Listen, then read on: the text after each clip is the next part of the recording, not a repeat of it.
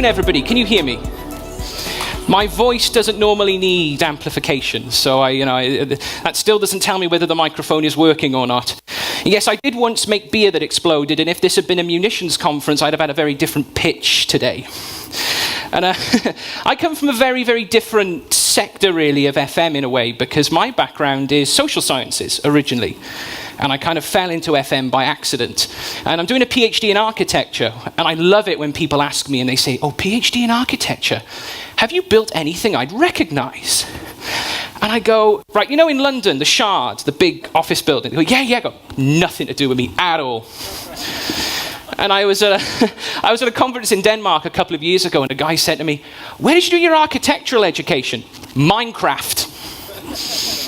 So enough about that, and I'm today talking with you about green leases eventually, but today, we're talking about stories, and I'll give you a story that is linked to green leasing, even though it might not seem it.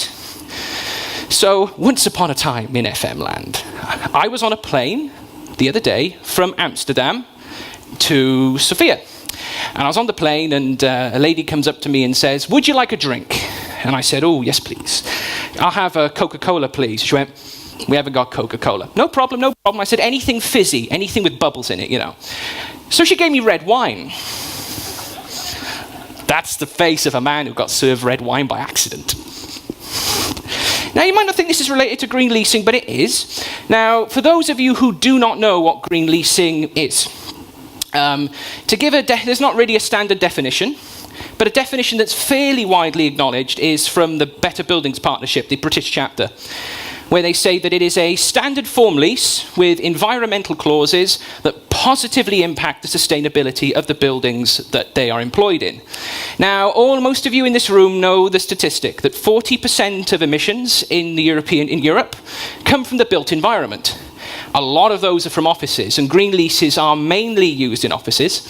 And to give an example of how important it is to crunch these numbers down, that if you take a computer, PC, laptop, whatever, and it's on for 24 hours a day, 7 days a week, and the person that uses that computer works 5 days a week, 8 till 4 or 9 till 5, that means for 75% of the lifetime of that device, it is not being used. So in offices, we have great potential to crunch down energy consumption issues and all these sorts of things. But we need to all be talking about the same thing if we're going to make a difference. And my talk to you today is about terminological challenges associated with green leasing and green leases. Because we're not really using the same words in the same way all the time. I mean, for example, we have green leasing, we have green leases. The Americans call it energy-aligned leasing. So in Norway, we don't call it flube, we call it grønnelæreavtale. We have a word that doesn't sound like it came out of the mouth of the Swedish chef from the Muppets. And so I decided that I would have a look and see how we're using the terms green leasing and green leases. Is there a difference, and how commonly are we using them? So the first thing I did was have a little look on the web. It's a bit of desk research. I didn't research desks. I sat at my desk and looked at stuff and drank a lot of coffee and nearly had a stroke. That will happen at some point, I have no doubt. So I went on the web, and for practice-based, I was interested in also looking about the difference between practice and academia. For practice literature, I went on Google and looked for all sorts of documents that use the term green lease and green leasing. For academic literature, I looked at academic journals, and I also went on Google Scholar, which is a really big search engine for academic literature, to see if I could find also mentions of green leasing and green leases, to see how we are using them. So what did I find out? To start with, so first of all, before I started to analyze this, I needed some benchmark definitions of what these things were. So I don't usually like to use notes, but I'm going to read you some quotes, so I need my piece of paper. So first of all, I looked at dictionary definitions of leasing and leases.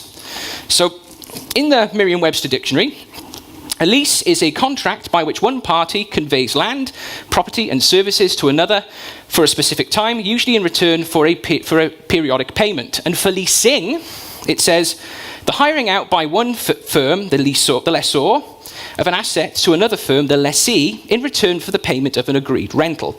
So what we're looking at here is that a green lease is a papery thing that lets you have access to a building that your solicitor will go through with a fine-tooth comb. And leasing is the act of physically leasing out a building to somebody who wants to use it. So how are we using these?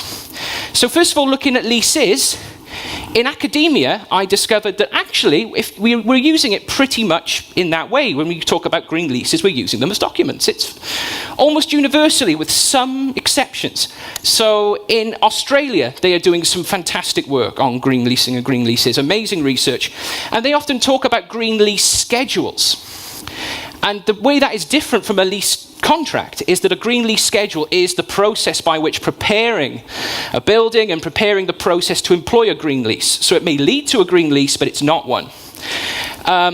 When it came to practice, we also found they were using it fairly universally, actually, that people were mostly talking about a green lease, with a couple of minor exceptions. Once again, going up actually a little bit back to Australia again, where the Australian Better Buildings Partnership quite often use a green lease in the context of a sustainable facilities management service, and they talk about a green lease being having facilities management kind of clauses in it that mean you've got to use more sustainable FM provisions, which is a process.